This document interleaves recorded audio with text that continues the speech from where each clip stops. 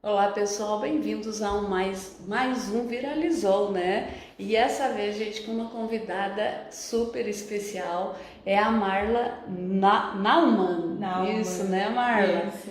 Ela que é bacharel em Relações Internacionais pelo IRI-PUC Rio, mestre em Economia Chinesa, gente, pela Xangai Universidade, tem MBA em Gestão de Projetos pela FGV, mas ela vai explicar tudo isso. Ela tem mais MBA aí, gente. Ela tem um currículo incrível e a gente conversando com ela aí para falar um pouquinho dessa história.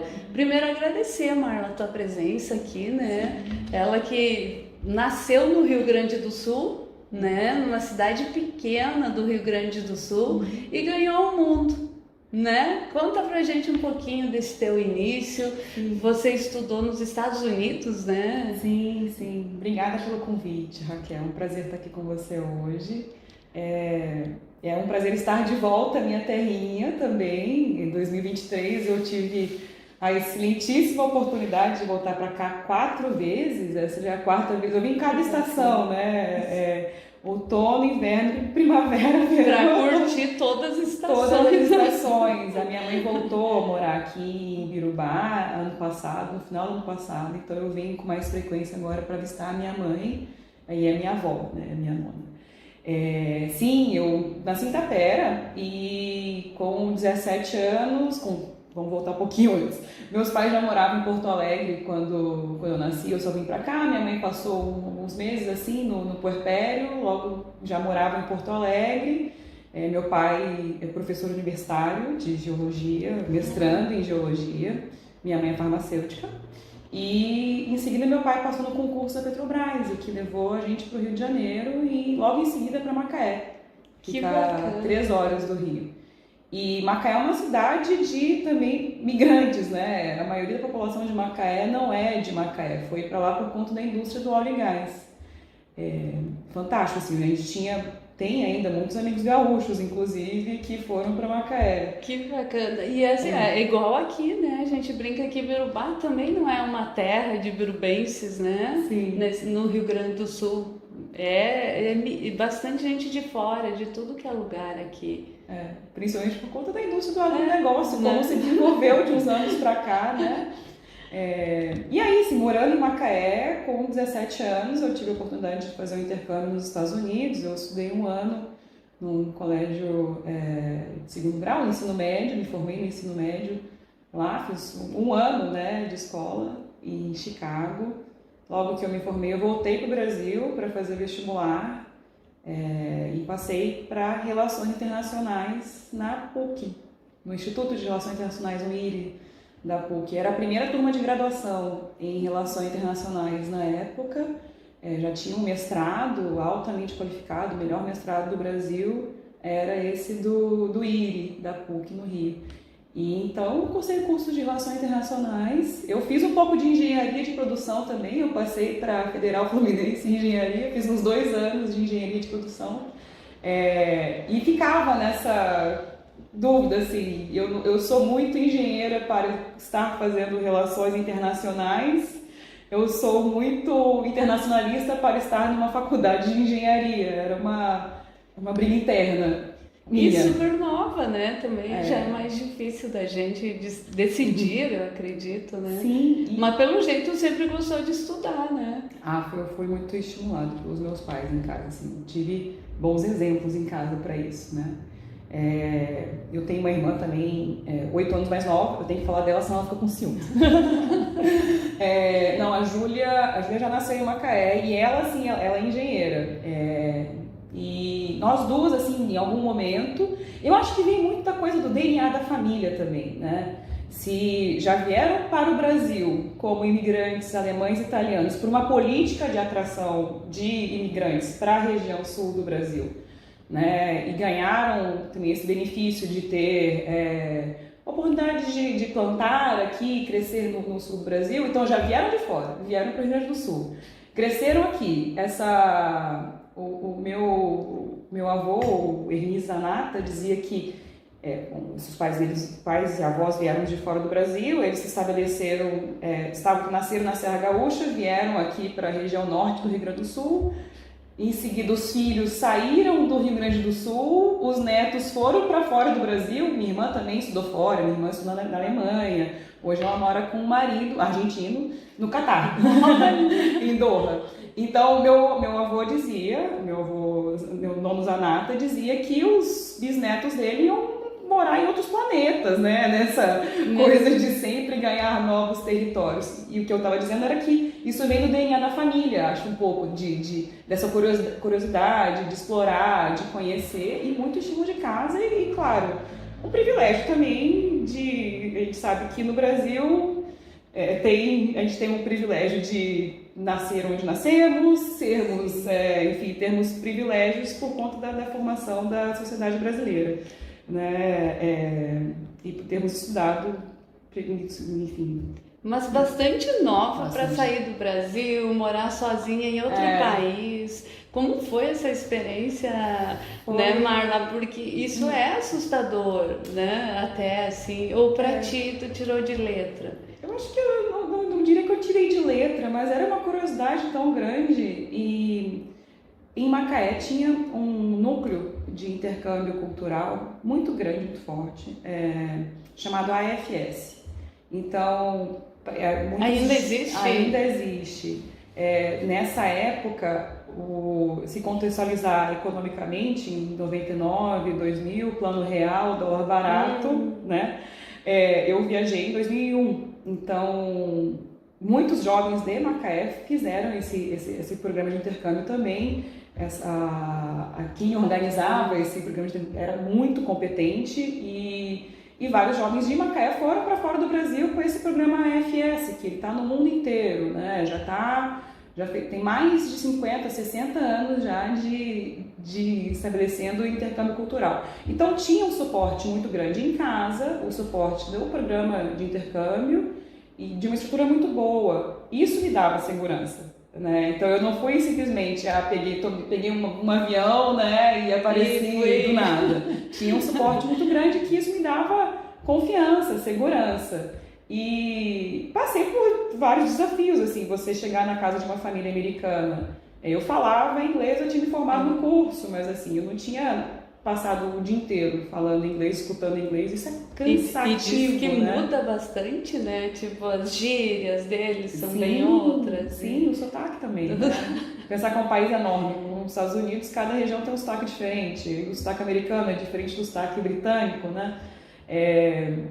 E tinha muitos outros intercambistas também na região. Tinha alguns intercambistas brasileiros, eu tinha uma amiga italiana no mesmo programa de intercâmbio, que estudava na mesma escola. Então tinha o suporte desses amigos estrangeiros também que estavam na mesma região ali em Chicago. E eram encontros a cada 2, 3 meses, a gente fazia um intercâmbio para falar dessas, né, dificuldades de se morar fora, de como que as fases de um intercâmbio cultural também são, né, de você chegar... uau, cheguei aqui, e depois de um determinado momento você entra numa espécie de depressão, assim, uma saudade de casa, uma vontade, tem gente que chega numa vontade de querer voltar, mas com todo esse suporte do programa de intercâmbio, isso me deu segurança de estar lá, com 17, 18 anos, né, e eu tenho na minha memória, assim, a minha família americana, a minha mãe confiava bastante em mim, acho que eu demonstrava responsabilidade, assim, não sei, então... muitas vezes eu pegava o metrô de casa e ia até o centro de Chicago, e a primeira vez que eu fiz isso sozinha, eu cheguei lá no centro daquela cidade, sozinha, vendo arranha-céu e tal, eu pensei, caramba, olha que incrível que eu tô aqui, né, e eu consigo me virar aqui, eu converso com as pessoas, eu me senti dono do meu próprio nariz pela primeira vez na vida, né, e pensei, gostei disso aqui, e eu acho que aí veio uma curiosidade com a questão de diplomacia ou entender culturas diferentes. Eu falei que tinha muitos intercambistas de outros países, né? De querer entender como que essas culturas todas se relacionam. E Chicago também é uma cidade de imigrantes. né? Tem uma população de ascendência polonesa muito grande, irlandeses também. Então, se você contextualizar na história, pensando que o Brasil é um país colonizado, os Estados Unidos também foi, colonizações diferentes, ok, mas como tinha esse contato também com imigrantes lá, isso me despertou uma curiosidade assim, de querer conhecer mais do mundo muito grande. Quantos países tu já conhece, assim? Eu acho que eu fiz a conta esses dias, acho que dava uns 40, talvez, assim. E tu é poliglota, né? Não sei se qualifico como poliglota, mas eu tenho muita curiosidade de aprender línguas. Se eu tivesse mais tempo, até me dedicaria para aprender outros idiomas, assim. Mas quando eu comecei a aprender o chinês, ele realmente... O mandarim, ele toma bastante tempo e dedicação. Tem uns 15 anos que eu estudo mandarim, entre idas e vindas, né? Nossa, deve ser muito difícil. É bastante difícil a questão de escrever, mas a gramática, ela é tão fácil, tão simples, que torna todo o resto do idioma muito tranquilo, assim. A dificuldade é a pronúncia, é você aprender o vocabulário, é você estar em situações que você possa praticar o teu vocabulário, assim. Eu não tenho vocabulário em chinês que me qualifique como fluente em mandarim, né? Fluente eu sou em inglês, em espanhol, em francês eu já falei muito melhor. Hoje eu não estou praticando francês. Eu tinha um professor de inglês que ele dizia que o mais difícil é o português. Eu acho português, né? Com as suas regras, com os seus acentos, com tudo. Ele dizia, gente, depois que vocês pegarem o inglês, vocês vão ver que a dificuldade é o português realmente. Né? Confere, então? Confere, sim, concordo. O inglês, eu lembro que uma amiga nos Estados Unidos, naquela época, ela me perguntou: nossa, mas você tem um vocabulário tão bom em inglês, como é que você sabe essas palavras mais complicadas? Porque elas têm radical no latim, as palavras mais complicadas, elas são do latim, né? No inglês. Gente, eu vou concordar aqui, mas meu inglês é péssimo. Eu nem terminei de ler o currículo dela, sem condição aqui. Então, o inglês realmente abre portas, assim. Se não fosse ter estudado inglês mais jovem e ter um interesse em aprender, isso eu não teria estudado fora. Eu acho que não teria nem feito faculdade de Relações Internacionais. Você não tem nem condição de ler todos os artigos, né, da faculdade, porque é praticamente tudo em inglês. Tudo em inglês, né? Não ser material de política externa brasileira e tal. E eu acho que você vai concordar comigo que o inglês hoje é fundamental para quem quer, né, crescer bastante.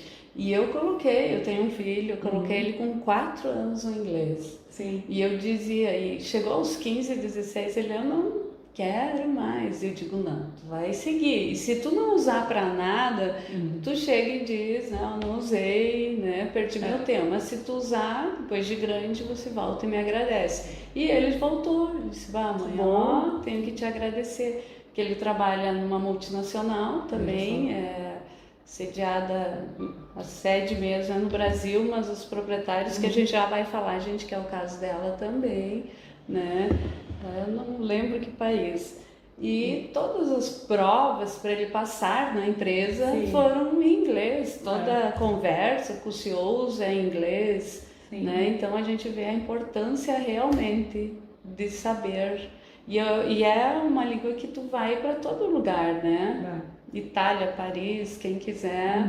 Eu tô com uma irmã também, vamos falar das irmãs. Como é que é o nome da tua? Tu falou, mas não disse. Júlia, um abraço pra Júlia, parabéns, viu, pela história de vocês. Aqui eu tô encantada com a Marla. Eu disse, gente, tô nervosa até de falar com a Marla aqui, porque, nossa, mulher, ela é super nova, pessoal, e tem um currículo que merece aplausos realmente. Obrigada, Raquel. Tá, e morar e estudar na China, daí vamos seguir. Depois... Sim, eu fiz a faculdade, me formei em Relações Internacionais e estava nessa história fazendo Relações Internacionais de manhã, a faculdade de Engenharia de noite, assim, eu fazia uma combinação escalafobética, não sei como é que eu me dividia nas duas faculdades, uma em Niterói e outra no Rio de Janeiro. Lá para metade da faculdade de Relações Internacionais, eu passei num estágio num lugar chamado Conselho Empresarial Brasil-China. Foi meu primeiro estágio e não tinha ideia do que era China. Para mim, assim, eu pensava em Japão, talvez, acho que tinha uma influência cultural maior por imigrantes japoneses. A gente tinha vizinhos em Macaé, no final da nossa rua, que também de família japonesa, do interior do Paraná, eles. E então aí surgiu China por conta desse estágio. E aí eu comecei a estudar mandarim, eu comecei a me interessar por economia chinesa, eu sempre gostei de assuntos de economia e política, né, internacional. E eu percebi assim, a oportunidade que tinha saber sobre China e o interesse de vários empresários que estavam nesse conselho empresarial. Imagina que é uma associação de empresas, de grandes empresas que já faziam negócios com a China ou tinham interesse em fazer negócios com a China. A gente está falando de Petrobras, da Vale, da Embraco, na época era Embraco, escritórios de advocacia para auxiliar os negócios, né? Então tinha uma agenda, e isso a gente era no governo Lula 1, né? Uma agenda de aproximação da China, até porque a China queria se aproximar do Brasil. A agenda na época era para tratar de têxteis, assim, imagina, 20 anos atrás, né? Era outro mundo. Hoje a gente fala em agronegócio, na época a gente estava falando de têxteis e também iniciando esse aumento da exportação de soja e minério para a China. E o maior parceiro comercial do Brasil na época era os Estados Unidos. Então eu percebi esse interesse dos empresários brasileiros e também dos chineses, né? E tive a oportunidade de ir para a China pela primeira vez em 2006, foi outubro de 2006, e era um evento do próprio trabalho, né, do estágio, que era um curso de 2 semanas com a Fundação Dom Cabral, na China, 1 semana em Pequim, 1 semana em Xangai, com empresários pessoas que trabalhavam nessas empresas do Conselho Empresarial Brasil-China. E aí eu fui lá como estagiária, né? Eu tinha 22 anos, não tinha nem me formado ainda. Eu estava no último período da faculdade. E aí eu cheguei em Pequim, assim, em outubro, pensei, gente, assim, eu me sentindo, obviamente super jovem, né? Mas assim, um pouco, esse privilégio de estar com tanta gente já experiente, né? Com uma cultura, uma bagagem gigante e eu ali entendendo do que estava acontecendo, entendendo as palestras não me trouxeram nada muito, não estou querendo dizendo que o curso era ruim, que eu já tinha contato com isso no meu dia a dia no trabalho, sim, né? Estar lá, obviamente, era diferente porque você ouvia sobre como é fazer negócio na China, a história da China, esse momento de abertura para outros países, né? A abertura internacional chinesa, do governo do Hu Jintao, isso em 2003. E eu pensei, caramba, eu tenho um diferencial aqui de já saber sobre isso, que eu não tenho a experiência de trabalho. Então, assim, no momento que eu tiver uma oportunidade de trabalhar numa multinacional dessas, imagina como vai ser interessante. E aí eu pensei, eu preciso vir morar aqui. Né? Eu saí dessas 2 semanas na China pensando, eu quero voltar para morar na China, botei na minha cabeça. 3 meses depois veio o pai de uma amiga minha da faculdade, entregou para mim um recorte de jornal, um recorte do Globo na época. Imagina que tinha jornal em papel ainda. Sim! E aí esse recorte dizia que o Itamaraty, o Ministério das Relações Exteriores, estava com um programa de bolsas de estudo para mestrado na China. Eu tinha acabado de me formar. Eu qualificava para tudo aquilo para me inscrever nesse programa de bolsa de mestrado. Não pensou de você? Não, assim, isso foi no início de fevereiro, final de março eu já estava tinha que fazer exame médico, reunião papelada enorme, já estava final de março eu tinha mandado tudo, e aí em agosto saiu o resultado e eu ganhei a bolsa de estudos para fazer o mestrado na China.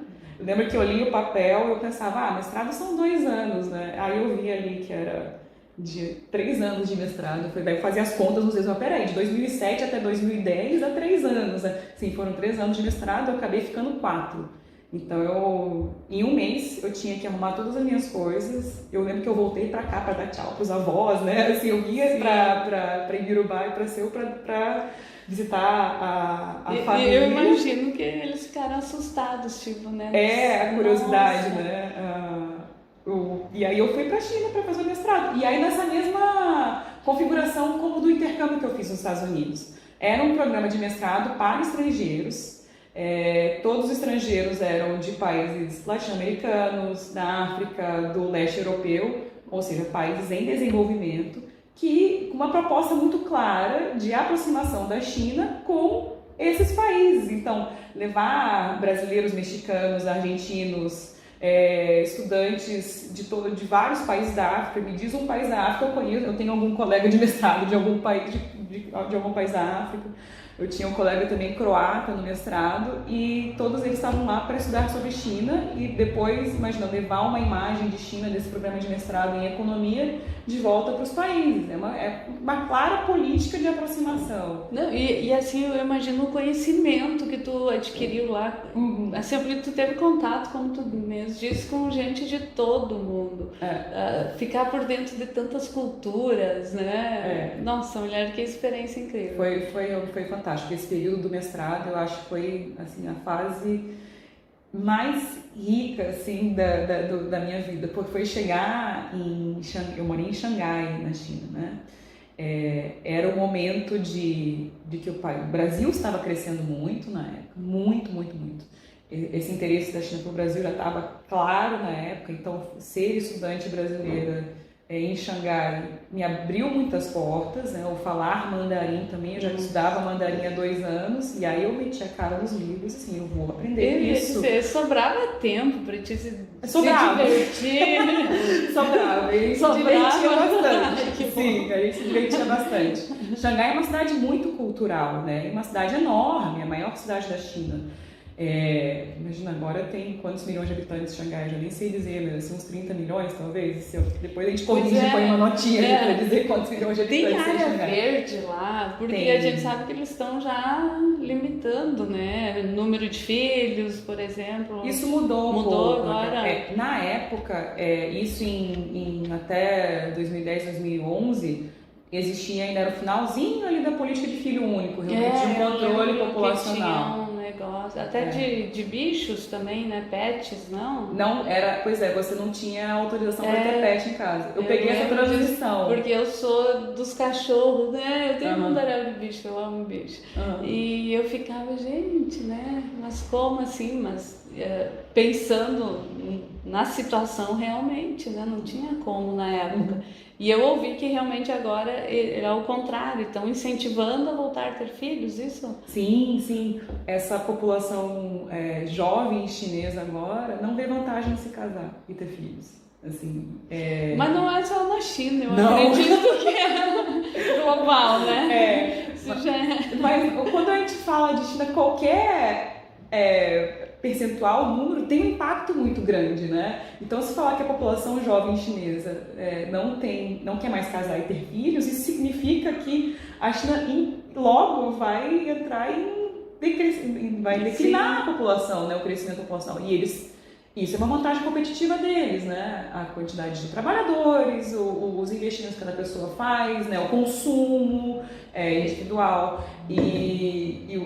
Quando eu voltei para a China em 2020, muita coisa mudou. Assim, o país se tornou um país desenvolvido, né? Desses 9 anos que eu fiquei fora. Um país desenvolvido, que as pessoas já tinham, sim, muitos animaizinhos de estimação, já tinham muitos pets. Que bacana. Os casais já tinham, assim, 3, 4 filhos, né? Até incentivos para se ter filhos, mas a população jovem que está se formando, tem seus 20 e poucos anos, não tem interesse nenhum em casar e ter filhos, porque eles não têm vantagem nisso. E isso era muito estimulado porque não existia... Quem mantinha os idosos na China eram os filhos, né? Então, assim, agora com mais filhos também não existe essa pressão para o filho único, né? Essa pessoa que fruta da política de filho único em manter os avós, né? Agora, assim, se a família tem mais filhos, não existe a preocupação de que tem apenas um filho para cuidar dos pais depois de numa idade madura, né? E a cultura deles, me corrija, né, que eu estou errado, mas eu fiz uma entrevista também com um jovem peruense que está morando lá, fazendo o Jair Botega, né? É primo também, de alguma maneira, é um primo. Um abraço pro Jair, um querido, amigão também do meu filho, cresceram juntos. E ele me falou, eu pedi, qual foi a tua principal dificuldade, né? Ele falou dos alimentos, realmente, que é bem diferente o modo, né, de se alimentar e, claro, aprender o mandarim. Assim, quando a gente fala que o inglês abre portas, chega na China, assim, o inglês ajuda muito, com certeza. Falar inglês lá é fundamental, mas você não se comunica com todas as pessoas falando inglês e em todos os lugares tem placas em inglês, por exemplo. Tem melhorado bastante, muito. Então agora os chineses falam mais inglês do que aqui os brasileiros, por exemplo. Porque existem políticas claras de estímulo que os jovens aprendam inglês na escola. Mas a comida é sempre a primeira coisa que as pessoas perguntam, né? Como é que o que você comia lá? Eu tenho uma amiga de Passo Fundo, que eu conheci na China, a Joana. Ela mora na China também há bastante tempo.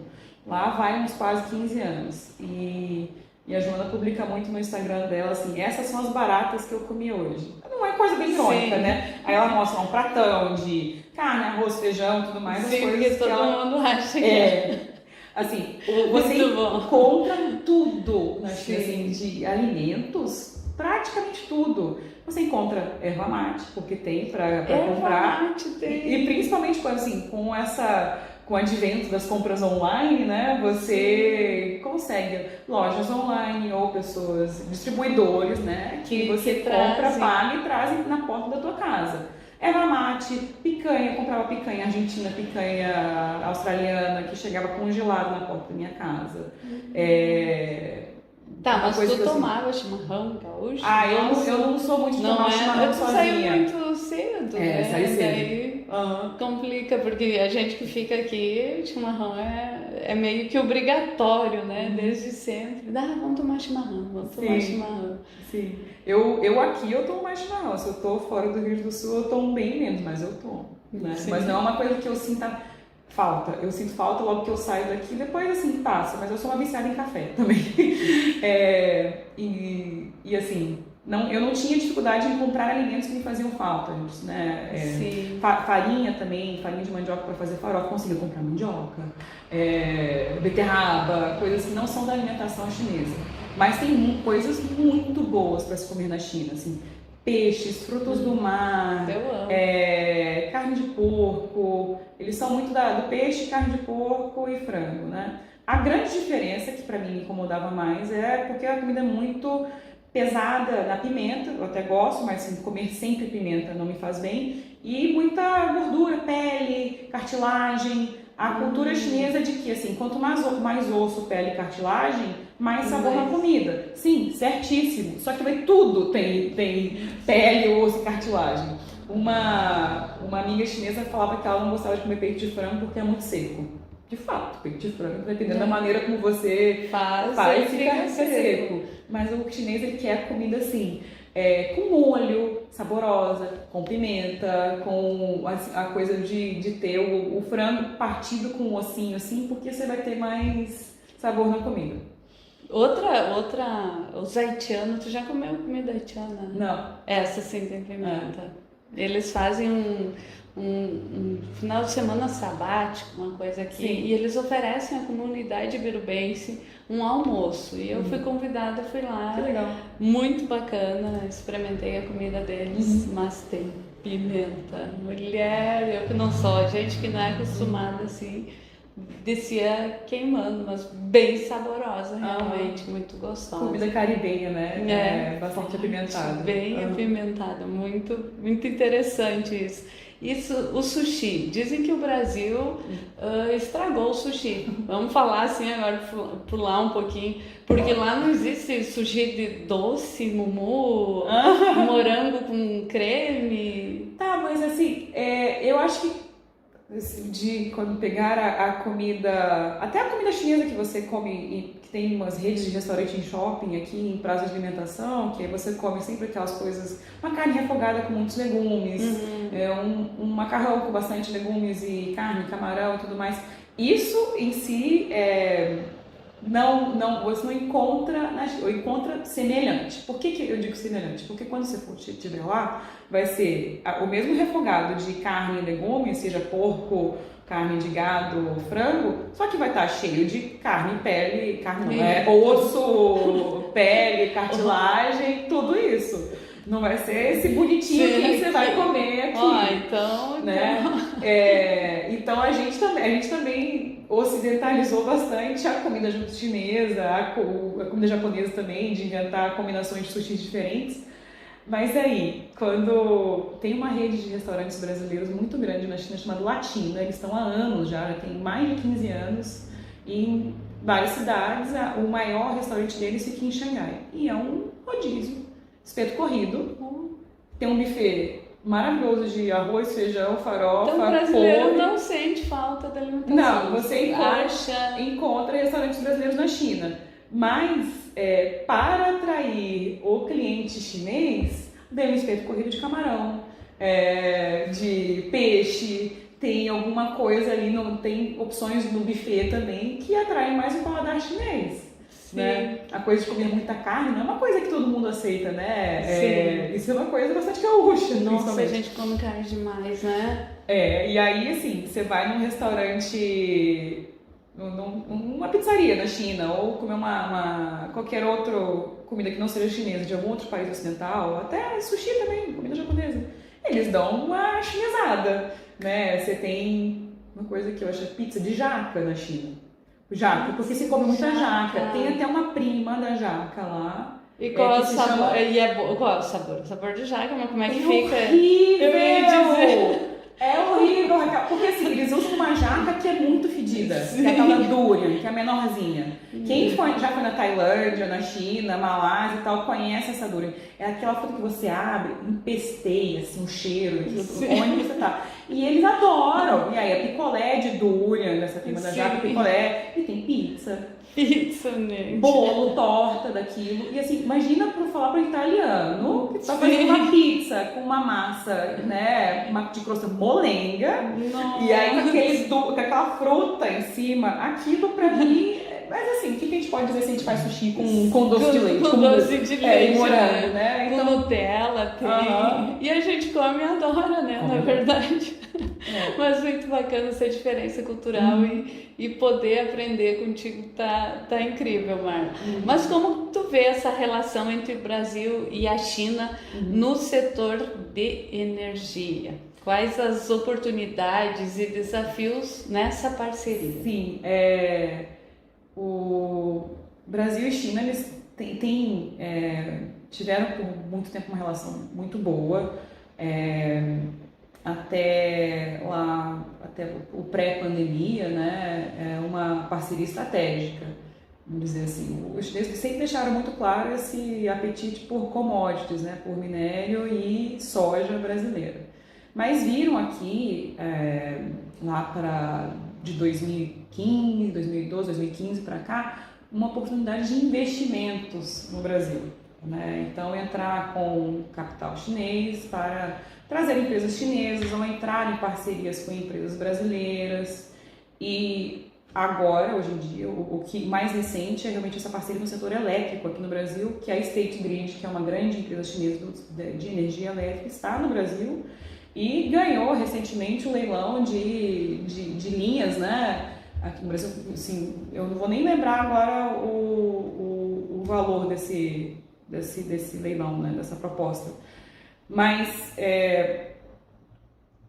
não passa apenas na coisa de simplificar entre importação e exportação.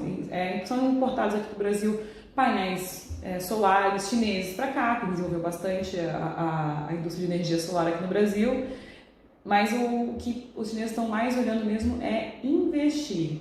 Tem em carros elétricos também, fábrica de carros elétricos aqui no Brasil, a BYD, né? Já estou fazendo uma propaganda. Infelizmente, ainda é um custo muito alto, né? Para poucos, ainda são para poucos, né? Não são tão acessíveis.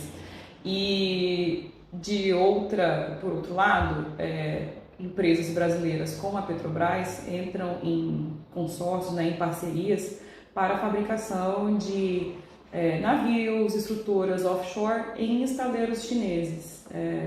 Existe uma vantagem competitiva para a fabricação nos estaleiros na China. Isso já acontece também em Singapura, na Ásia, na Singapura, na Coreia do Sul e na China bastante. Tem muito estaleiro com muita capacidade competitiva que Petrobras, outras empresas que estão em parcerias com a Petrobras, né, nessa cadeia produtiva do setor de óleo e gás e também de eólico offshore. Até vou pedir para te explicar bem offshore, que são equipamentos e estruturas projetadas para a linha de petróleo, isso, né? Que vão instalados no mar, né? O offshore é você estar fora da costa, você estar no mar. E, gente, que é o campo dessa mulher, viu, né? Uma influência, vamos dizer, também de onde eu vim, né? Eu ia dizer, isso se deve à influência que tu teve com, sei lá, eu acho que com teu pai, né? Macaé, então meu pai, por ser geólogo, por ser criada em Macaé, e eu não cogitava trabalhar no setor de óleo e gás, assim, eu nunca pensei. Mesmo sendo criada em Macaé, mesmo tendo morado em Macaé até os quase 18 anos, né? E uma mulher, né? Porque ainda é um campo, eu acho, meio dominado 80%, eu acredito que seja. Acho que menos agora, menos. mas sim, existem políticas agora de atração de mulheres para a indústria de energia, né? Para equilibrar esse gap, número, né? Equilibrar a quantidade de mulheres trabalhando nesse setor que realmente é bastante... Quando eu entrei para essa empresa norueguesa, quando eu me formei no mestrado, acabou que eu soube, através de um amigo, que tinha uma empresa norueguesa do setor de engenharia para o setor de energia, para o óleo e gás, estava contratando trainees. Um programa de trainee para brasileiros, americanos e malaios, assim, tinha países certos assim que você poderia se inscrever. Então eu, como brasileira, com experiência fora do Brasil e com mestrado, eu qualificava para concorrer para esse programa de trainee. Então eu fiz as entrevistas, as dinâmicas e passei, que é do setor de óleo e gás, uma empresa que também está em Macaé. Então eu não procurei a empresa, eu achei, olha que legal, eu qualifico para trabalhar nessa multinacional. Eu estava buscando uma empresa que me desse crescimento profissional.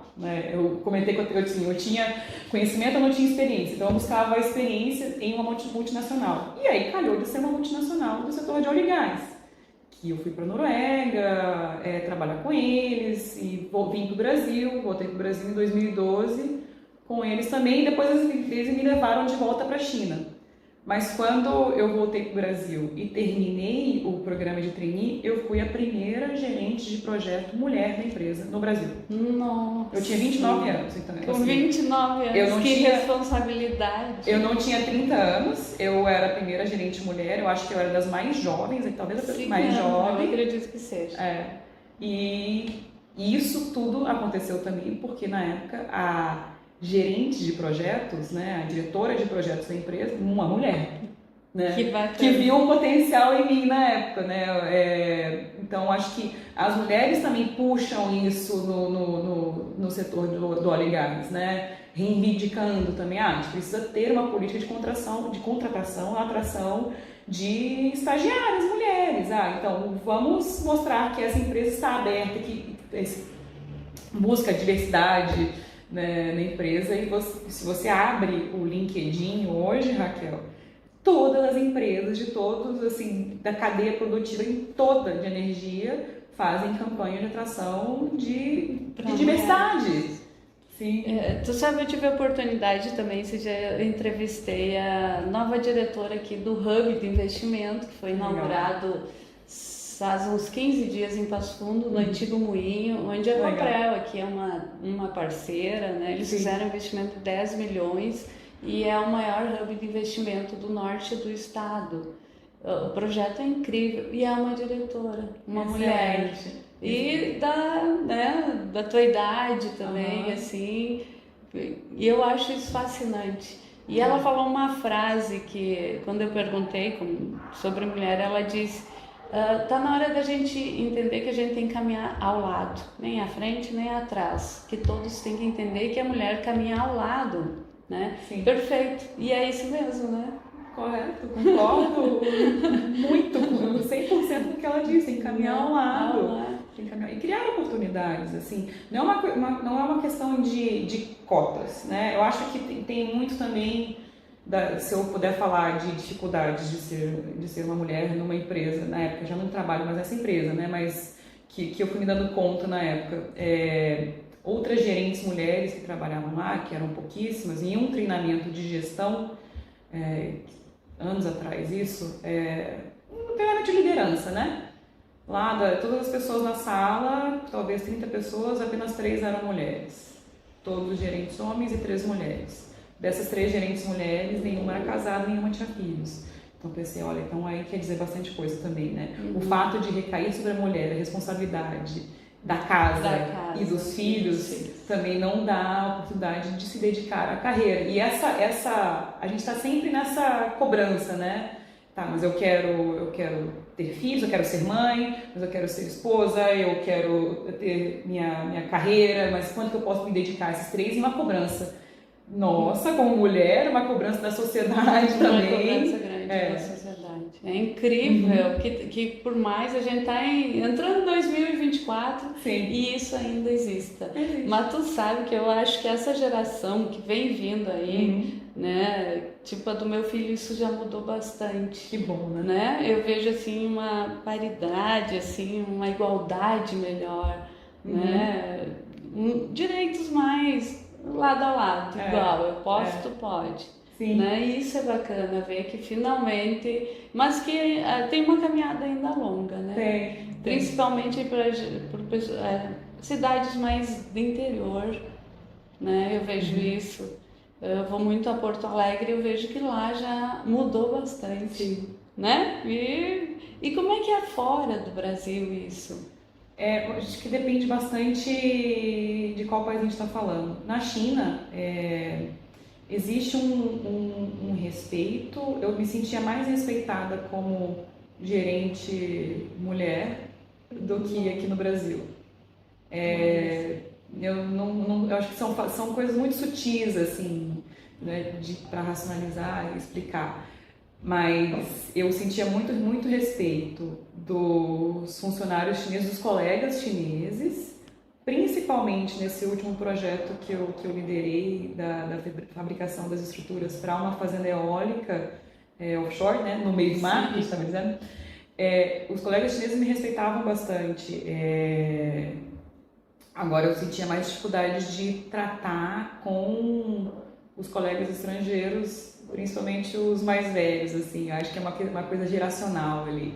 E tu chegava aí no meio do mar nessas plataformas? Nunca cheguei. Nunca chegou aí? Nunca cheguei. Eu nunca precisei disso, né? O que eu faço, meu trabalho é a gestão do projeto de fabricação. Eu não estou na área de exploração e produção. Eu estou bem antes de... Deve ser meio assustador. Eu acho que eu ficaria bem, né? Isso começou assim, durante o programa de trainee que eu consegui um estágio aqui no Brasil, uma parte desse programa, eu fiz 8 meses desse treinamento no Brasil como uma assistente de um gerente de projetos. E aí eu percebi como que é interessante você planejar, executar e entregar um projeto olhando requisitos de orçamento, de engenharia, de qualidade, a cadeia de suprimentos, como é que você encaixa todas essas peças para chegar no final.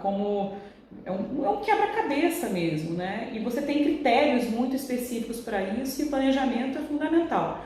Então, quando eu via que isso tudo virava um equipamento que ia ser instalado no meio do mar para produzir petróleo para o pré-sal do Brasil, Sim. Isso lá nessa empresa antiga em 2015, 2016, é fantástico. Você vê uma coisa sair do papel e acontecer. Então eu não chego a embarcar. A importância disso, né? E tu saber, gente, eu tô participando disso. Sim. Isso deve ser incrível, né?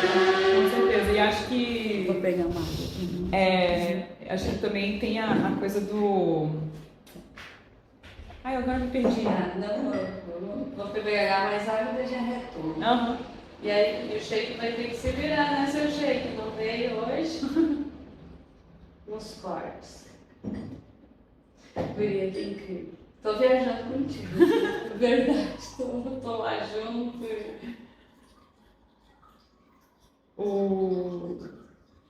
A coisa do ver acontecer assim é fantástico. Quando surgiu um projeto que já era para a parte de serviços, né, que eu tinha a oportunidade de talvez embarcar, acabou que eu não fiquei muito tempo nesse projeto para justificar, né, o embarque. E é muito difícil, assim, é bastante complicado ir trabalhar no meio do mar. Imagina que os critérios de segurança são super específicos e muito complicados. Você tem que saber se preparar para o que possa acontecer ali numa plataforma, né? Desde você sair da terra, pegar um helicóptero, pousar na plataforma e saber como se comportar ali, onde você pode ir, a roupa que você precisa usar, os calçados, o capacete, os critérios de trabalho em altura, trabalho em ambiente confinado, trabalho com solda, com gás, assim, é muito específico. A minha irmã embarcava até pouquíssimo tempo atrás, ela embarcava. A minha irmã e meu cunhado. Meu pai... Mas ele também trabalha, então? A família inteira, vocês estão no mesmo... a família inteira. Minha irmã conheceu o marido dela na empresa, no treinamento. Nossa, gente. Eles casaram. Eles se conheceram em Abu Dhabi. E aí trabalham na mesma empresa e depois, enfim, surgiu a oportunidade de eles estarem trabalhando no Catar agora. Qual a principal diferença que tu enxerga entre, como eu posso dizer assim, na gestão dos projetos entre o Brasil, a Noruega, a China? Excelente pergunta, Raquel. Acho que isso assim, é o que mais pega, né, no dia a dia do trabalho com projetos, especialmente em estaleiros, na experiência que eu tenho. Essa empresa norueguesa que eu trabalhei, enfim, eu morei na Noruega por pouquíssimo tempo, mas trabalhei nessa empresa por 10 anos. Eles são muito focados em planejamento, né? Bastante focados em chegar em consensos também nesse planejamento. Então, qualquer decisão, ela toma um tempo para ser, né, decidida, né, para chegar a esse consenso. E, mais uma vez decidido, você tem um planejamento, ele vai ser seguido, né? E dificilmente essas margens para mudanças, isso aí já tem um outro consenso. Então, você toma tempo muito para planejar e a execução ela é bastante rápida. Quando eu cheguei aqui no Brasil, eu acho que a gente peca um pouco mais no planejamento, faz, assim, não gasta, claro que faz um planejamento muito bom também, mas não tem tanto consenso quanto na Noruega. A decisão é mais de cima para baixo, né? É mais colegiada, assim, você não tem tanto consenso. Então alguém vai sempre bancar essa decisão mais do que o grupo chegar a esse consenso. Agora na China, sim. A China, por mais que seja um país extremamente planejado, com a política, a economia extremamente planejadas, a vantagem competitiva da China é a quantidade de pessoas e o capital a ser investido. Então, não tem... A coisa vai meio num fazejamento, sabe? Que é de tirar qualquer europeu do sério, assim, Não, mas peraí, como é que vocês vão fazer esse teste com esse equipamento, mas vocês têm as ferramentas necessárias? Mas a gente vai conseguir. Se precisar, tem empresa tal que faz, e faz rápido. Então ele faz rápido, né? Sim. As coisas surgem, assim, muito rápido, assim, do que você precisa. Eu lembro quando a gente faz, nessa fabricação das torres para instalação das turbinas eólicas no meio do mar, você precisa de inúmeros testes, né, de verificação. E o método de fabricação também mudava de estaleiro para estaleiro. Então, um estaleiro inventou, assim, de fazer uma tractana, que a gente chama, né, mas era uma maneira de içar o equipamento para fazer um teste de carga e tal, que eles não comentaram muito porque não queriam prometer essa inovação, assim, para esse teste, né? Mas surgiu aquilo e você precisa, assim, mas você tem critérios de segurança, você precisa verificar isso, né? Então, acho que essas soluções inovadoras chinesas, talvez, que não tem muito planejamento, mas que existe capacidade de investimento, pessoas e capital para se fazer, que mais surpreende. E eu acho que não tem nada, pensando assim, que não venha da China, né? Hoje Ou em dia, qualquer peça, qualquer...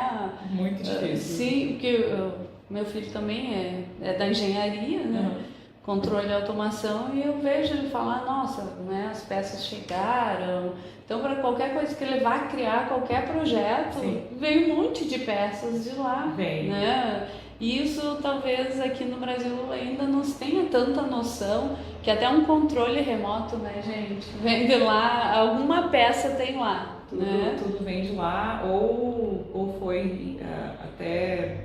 Acho que o que a gente vai acabar vendo mais e mais é a coisa da tecnologia, né? Esse investimento em tecnologia e inovação agora na China está sendo muito puxado como política de Estado mesmo, né?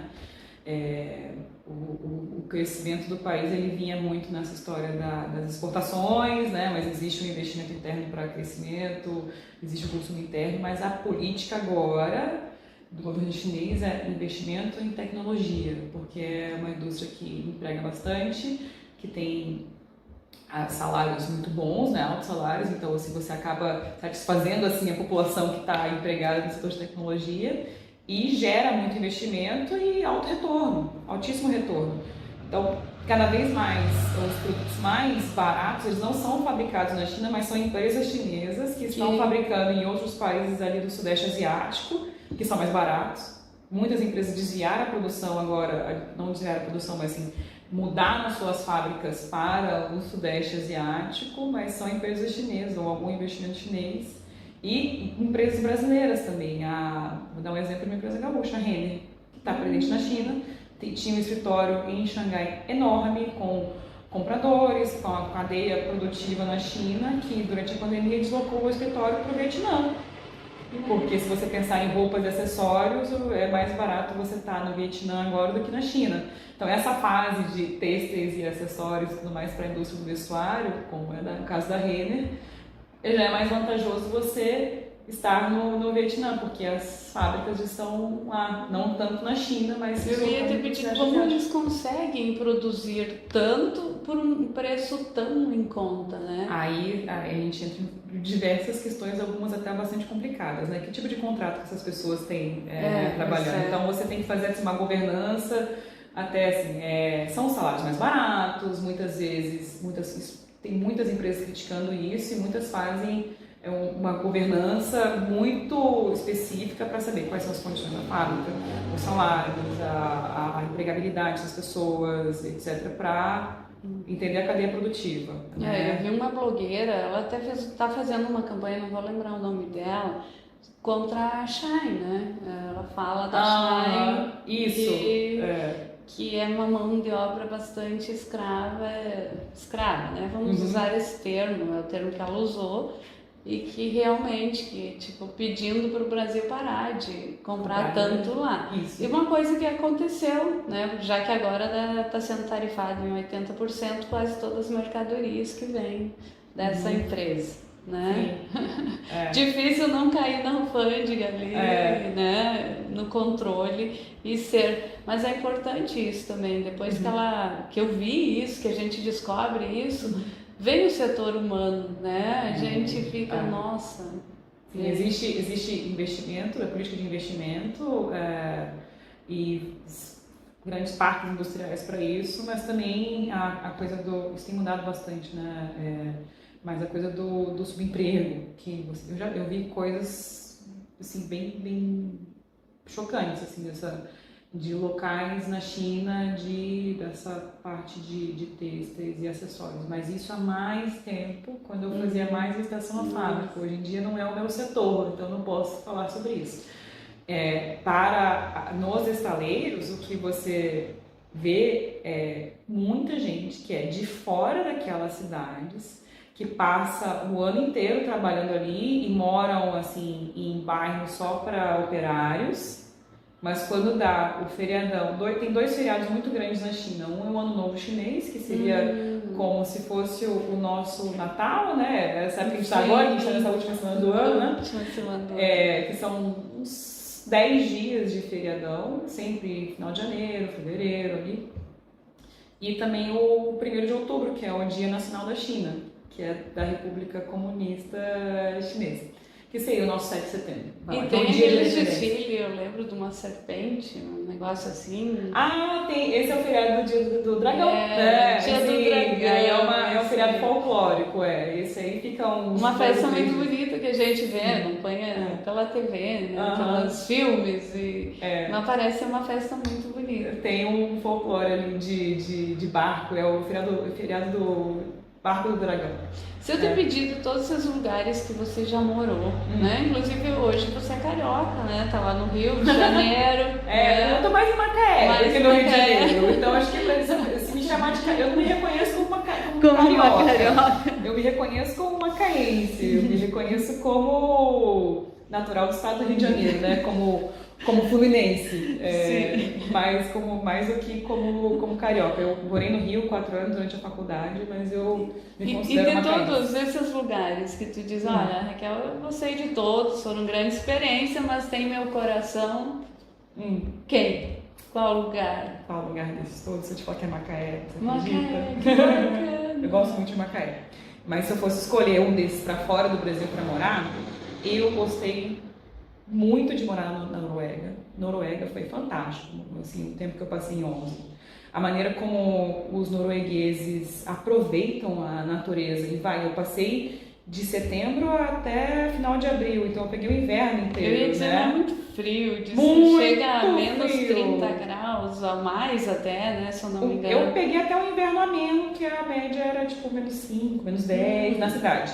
Eu cheguei a pegar menos 25, menos 27 lá. Mas a gente estava sempre fazendo alguma coisa ao ar livre, esquiando, sempre, claro, com muitas roupas muito tecnológicas para proteger do frio, né? Mas eu gostava muito da maneira como o país se organiza, tudo muito limpo, tudo muito organizado. E paisagens lindas, né? Paisagens lindas. Para mim, depois do Brasil, Noruega é o país mais bonito do mundo. Porque tem coisas que a gente não tem aqui no Brasil. Mas eu quero viajar para o Caribe, eu quero ir para Tailândia. Tem tudo isso no Brasil. Assim, você tem praias lindas, você tem serra, chapadas e rios Amazônia. Assim, eu tirei esse ano de 2023 para conhecer muitos lugares que eu não tinha visitado ainda. Agora, a Noruega ganhou meu coração nessa coisa da natureza e saber conciliar as estações do ano com se aproveitar da natureza. Mas a China também tem um lugar bem especial, assim. Eu acho que o período da pandemia deu uma... Assim, foi fácil nos dois primeiros anos, fácil no sentido de lidar ali com a pandemia, com o Covid, né? O difícil era o fato de que eu não podia voltar para o Brasil. Eu fiquei direto lá por 3 anos. E o último ano de pandemia, o de 2022, que foi o mais complicado de todos, porque já entrou assim, na política de Covid-0 mesmo, as cidades entravam em lockdown da noite para o dia, você não conseguia se planejar Não é nem uma questão de viajar, é uma questão de você sair de casa e trabalhar mesmo.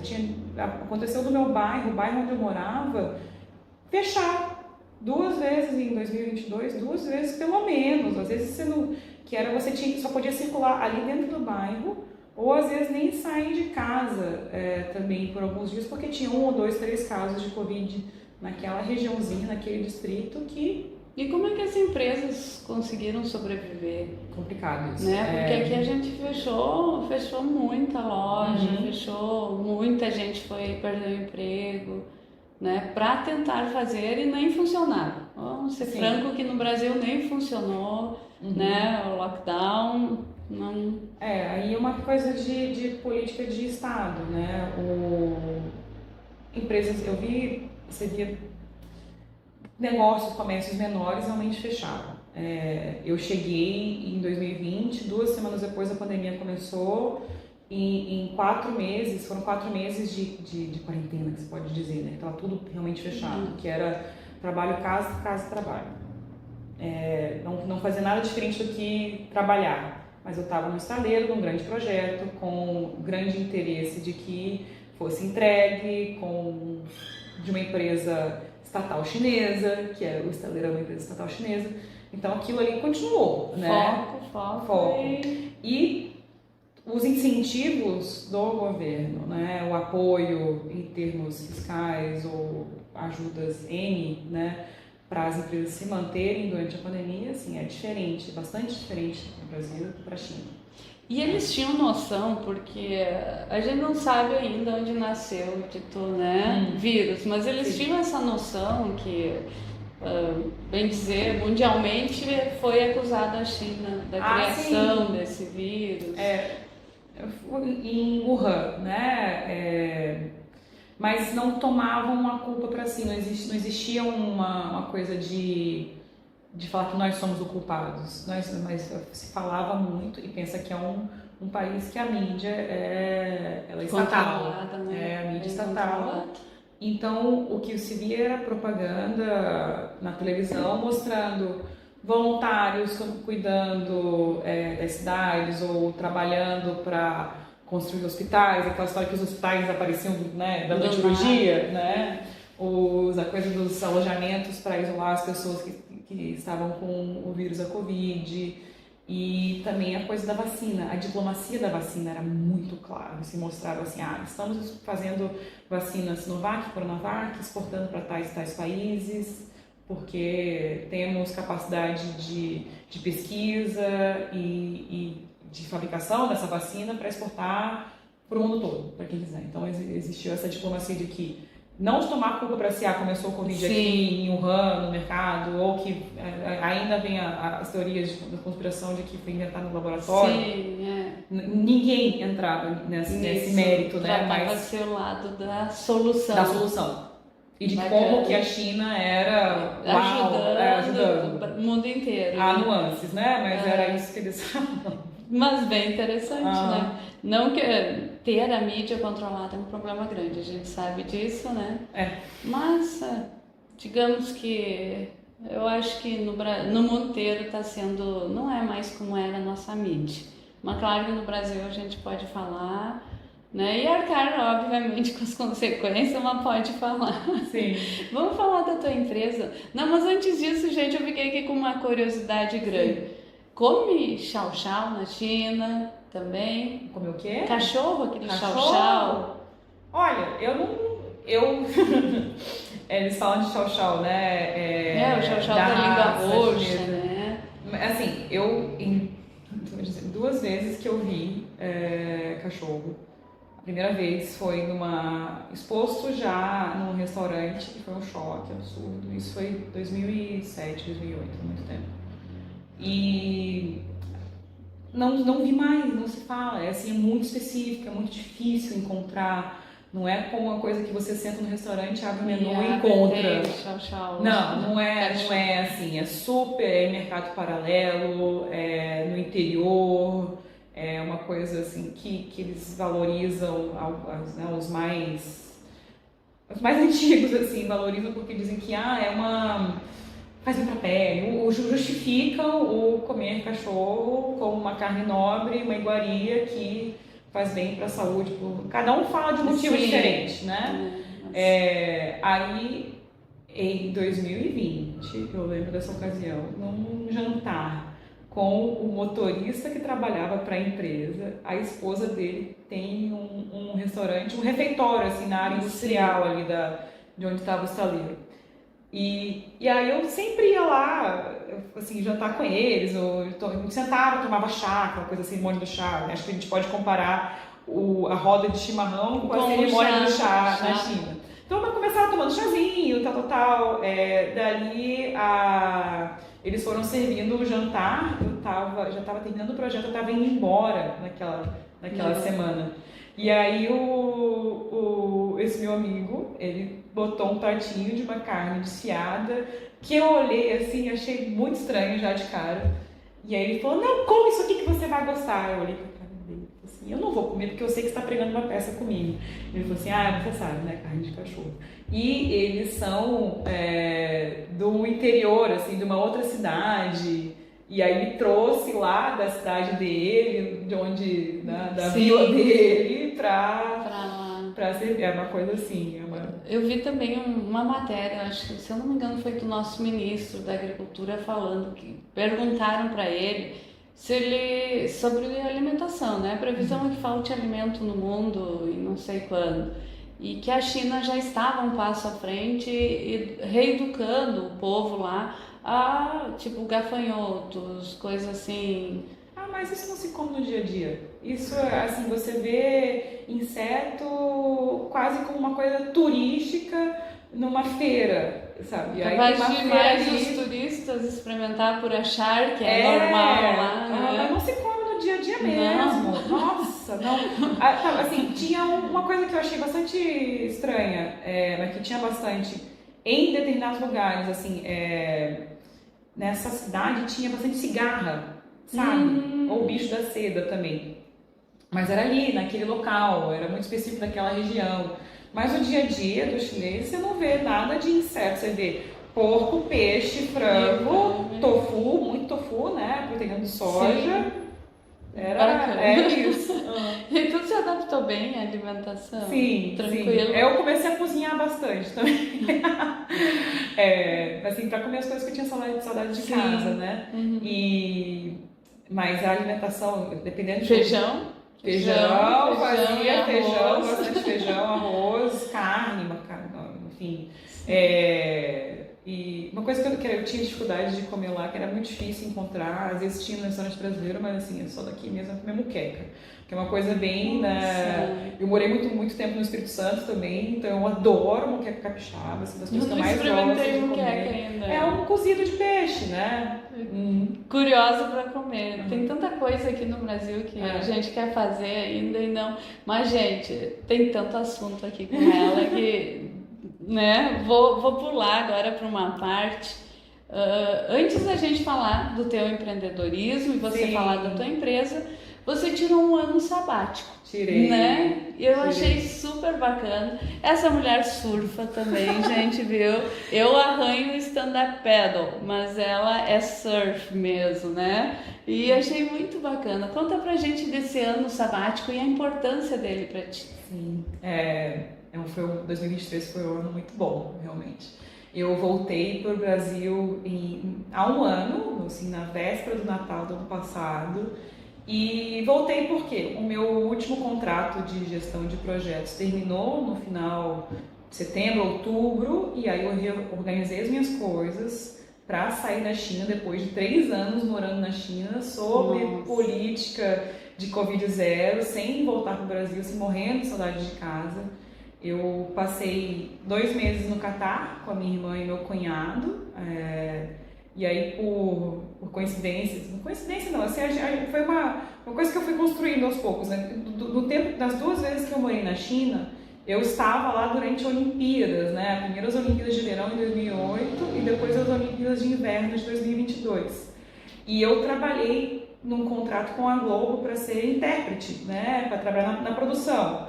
E aí fiz amigos, né? Nesses 2 eventos, em 2008 e em 2022. E aí quando foi em janeiro, fevereiro de 2022, que estava acabando as Olimpíadas de Inverno, eu comentei, olha, eu vou estar no Catar durante a Copa do Mundo e se tiver oportunidade seria fantástico trabalhar com vocês lá. E aí foi o meu último emprego formal, foi trabalhar com a produção com a Globo na Copa do Mundo do Catar no passado. E aí, certo, terminei meu contrato na China, organizei minhas coisas. Fiquei no Catar 2 meses, reencontrei com a minha irmã depois de 3 anos, boa, né? com meu cunhado, com meu pai também foi pra lá. E aí acabou a Copa do Mundo, voltei pro Brasil. E voltei pensando assim, agora eu que preciso de Natal com a minha mãe. A minha irmã casou em janeiro, então fomos todos para a Argentina, né? Minha irmã e meu cunhado, fui lá com a família do meu cunhado, foi fantástico, foram 2 semanas na Argentina. Aí eu já tinha uma viagem programada para surfar, eu fui para Jamaica com um grupo de amigas, né? E você fala que eu sou surfista, assim, eu sou uma aprendiz. Onde tu aprendeu a surfar? No Espírito Santo. No Espírito Santo. Quando eu morava no Espírito Santo, eu morava em Aracruz e ali acho que foi uma época que o surf brasileiro começou a aparecer bastante, né? Campeões mundiais brasileiros. Sim. E escolinhas de surf e uma onda de surf feminino também. Quando eu morava em Macaé, quando eu era adolescente em Macaé, eu era do balé e da dança flamenca. E não tinha meninas surfando, ou não tinha escolinhas de surf, assim. A meninada ia lá e aprendia, e a maioria era só meninos surfando. Então eu tinha vontade, mas não tinha meios, né? Então, quando eu morava no Espírito Santo, eu tive essa conversa com a minha mãe até na época. Eu me mudei pra lá, tava trabalhando um monte, trabalhando no estaleiro, numa cidade interior do Espírito Santo, com praia e tudo mais. Aí eu falei pra ela, preciso procurar um hobby agora aqui, né? Até pra fazer amigos. Aí eu falei, o que você acha, mãe? Faço um curso de culinária ou vou surfar? Ela falou, vai surfar. Aí eu comecei a frequentar uma escolinha de surf lá. E assim, eu tô aprendendo ainda, Raquel, porque uma coisa muito importante no surf é ter constância, né? Ir sempre. Então lá naquela época eu tava indo sempre no Espírito Santo, depois me mudei para Macaé a trabalho. Voltei para Macaé, né, depois de muitos anos e continuei surfando em Macaé.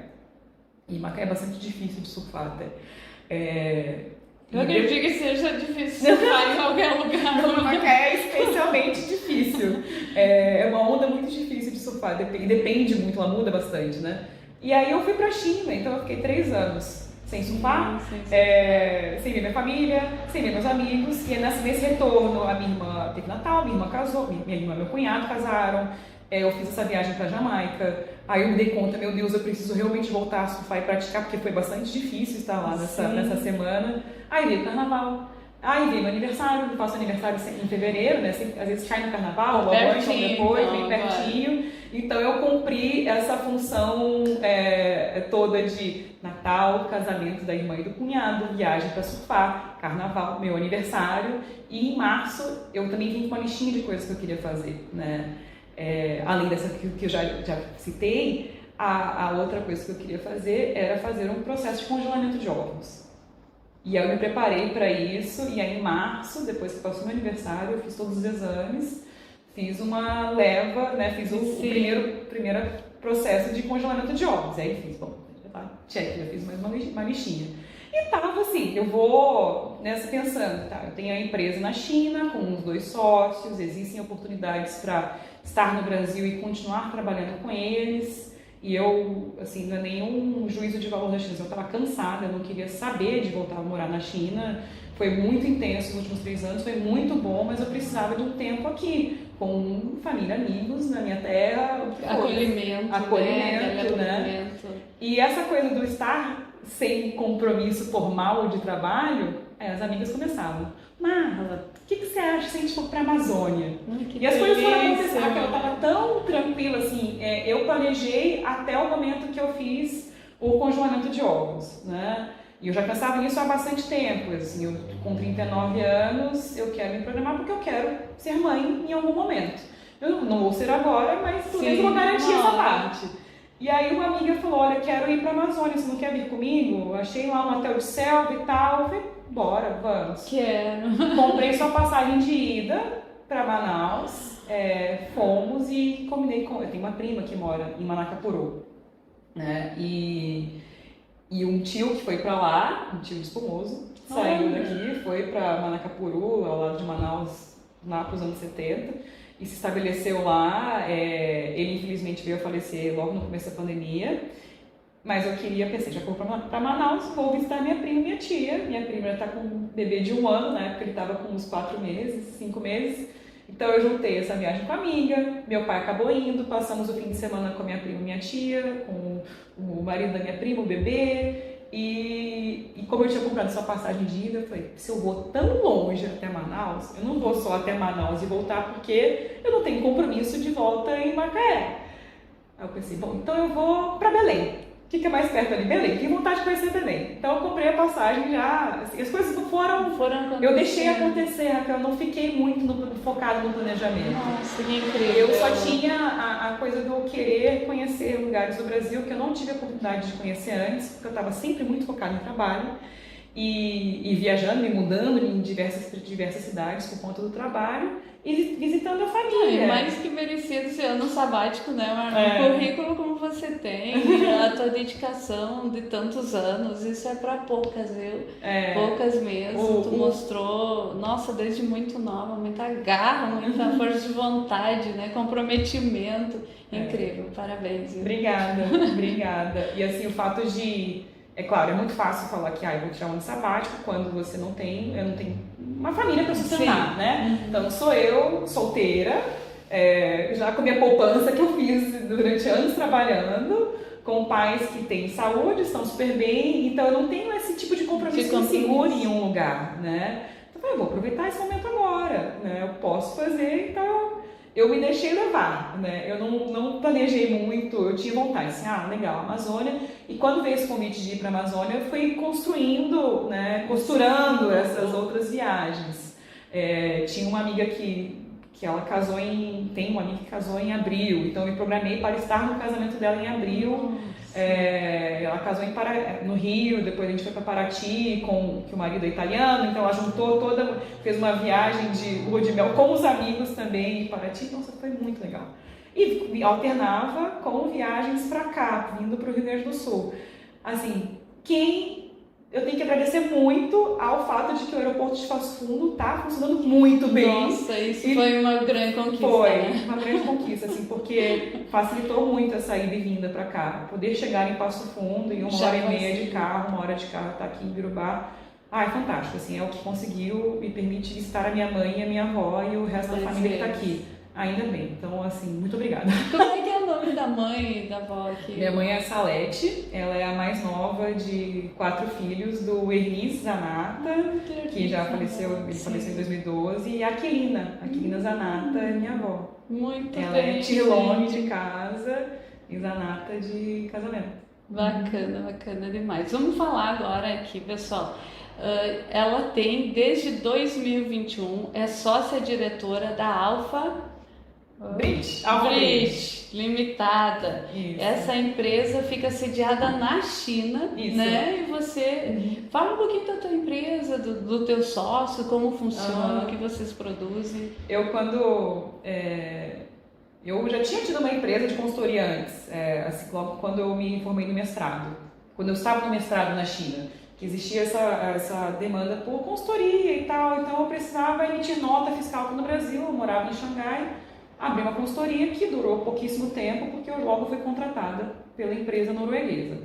Durante esses 10 anos de empresa no setor de óleo e gás, enfim, fui para lá, fui para cá, acabou que eu voltei para a China com eles, e era um ano de projeto, o projeto estava acabando e me chamaram para voltar para o Brasil, para trabalhar em Curitiba. Eu já morei em Curitiba, adoro Curitiba, mas alguma coisa me dizia assim, eu não queria voltar. Eu não achava que era o momento de voltar, nem para voltar para morar num lugar que eu já tinha morado, nem para trabalhar com algo que eu já tinha feito. Isso foi começo de 2021, no momento que a pandemia estava bastante crítica aqui no Brasil, né?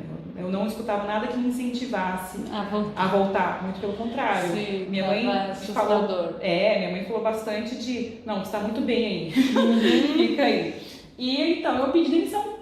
E nessa época que eu estava pensando assim, quero ficar, acho que tem oportunidades na China, e eu conheci um equatoriano e um francês, já donos, né, proprietários da Alpha Bridge, que foi fundada em Hong Kong. Hong Kong, por que Hong Kong? A antiga colônia inglesa, agora região autônoma especial da China. É um grande hub de investimentos, né, de atração de empresas estrangeiras por conta dos benefícios fiscais. Então, eu estava morando numa cidade chamada Shenzhen, que é um hub tecnológico da China, que é ao lado de Hong Kong, e o Antoine, francês, e o Santiago, que é o equatoriano, tem a empresa sediada em Hong Kong, mas um escritório em Shenzhen. Né? Então, assim, um amigo, você vai fazer amizades, conhecendo, e eu conversei com ele, tenho alguma vontade, assim, de trabalhar com o comércio exterior, com consultoria internacional, com essa experiência que eu tenho, né? Depois eu consegui a experiência, e eles sugeriram de entrar na sociedade com eles, né? E entrei na sociedade com eles, cada sócio com a sua experiência, né? Eu com essa experiência do setor industrial, o Santiago trabalha bastante com bens de consumo, né? Com a parte de têxteis bastante, e o Antônio trabalha com commodities, né?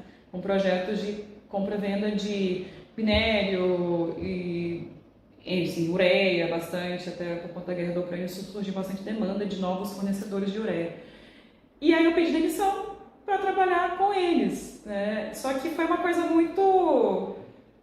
as coincidências da vida. No dia que eu pedi demissão, eu recebi um e-mail de um headhunter, né, de um cara de uma empresa de RH da Inglaterra, procurando alguém com a minha experiência para liderar um projeto de fabricação de estruturas para as turbinas eólicas offshore. Então eu pensei, ok, o que eu posso fazer agora é contratar a minha empresa, a Alphabrid, e ser então né, trabalhar nesse projeto, ser a gerente desse projeto, mas como representando a Alphabrid, né? Então foi o que eu fiz no próximo ano e meio, né? A Alphabrid como a gente fazendo essa gestão de um projeto para um consórcio franco-escocês, uma empresa, a Total com a SSE, fabricando em 3 estaleiros na China. Acabado esse contrato, né, eu acabei vindo para o Brasil, já conversada com os meus sócios sobre, quem sabe a gente não abre uma representação no Brasil, então. Isso assim, eu um pouco assustada, confesso. Assim, não vou dizer que é uma coisa simples, que é uma ideia que eu já... Empreender é muito difícil. Que eu abracei com 100% eu 100% já pensando assim, vou ser empreendedora. Até porque eu venho de uma história assim, de um pai que foi concursado, agora ele é aposentado no Petrobras, então teve um emprego estável por muito tempo, e eu vendo os benefícios de você trabalhar numa empresa por tanto tempo, né? Mas mãe empreendedora. Eu tenho um grande exemplo em casa, eu vou até chorar, da minha mãe empreendedora, né? Mas assim, tem um pouco de proteção de mãe ali também, né? Ai, gente, não queria chorar. Não, mas eu choro junto, realmente, olha aqui eu já... essa coisa eu vi as dificuldades da minha mãe, tendo uma farmácia. Minha mãe foi dona da farmácia mais antiga de Macaé. Ela abriu a farmácia em nos anos 90, em 1990. E até hoje ela vendeu a farmácia, né, para a antiga gerente dela, para a Betânia.